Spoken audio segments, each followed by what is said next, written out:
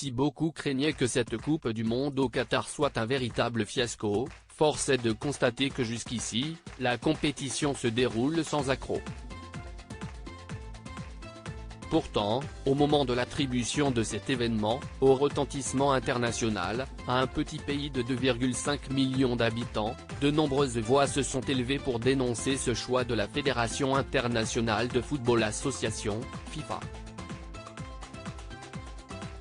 Plusieurs raisons ont poussé les gens à ne pas tous être ravis par cette décision et notamment le manque de culture footballistique de ce pays situé dans le Moyen-Orient.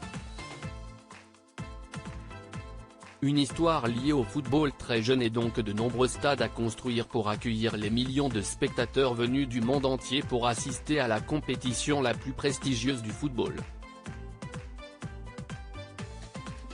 Des chantiers gigantesques un peu partout au Qatar et qui ont fait beaucoup parler, notamment en ce qui concerne les conditions de travail des ouvriers, provenant généralement de pays voisins. D'après les chiffres sortis dans la presse, les 8 stades à ériger auraient coûté la vie de près de 6 750 personnes.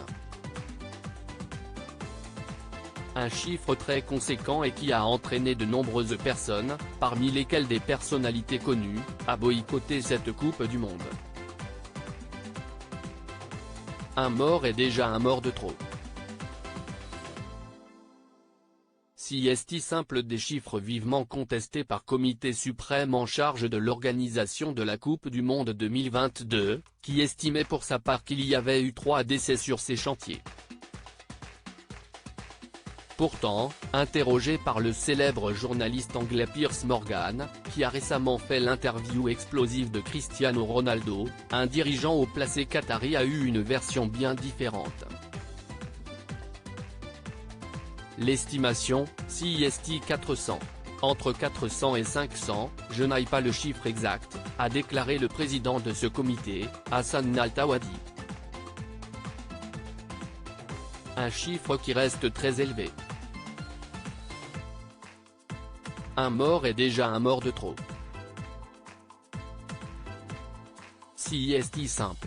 Tous les ans, les standards de santé et de sécurité se sont améliorés, du moins sur nos chantiers, les chantiers du mondial, à tel point que nous avons des représentants de syndicats allemands, suisses, qui ont commenté cette amélioration, conclut le président.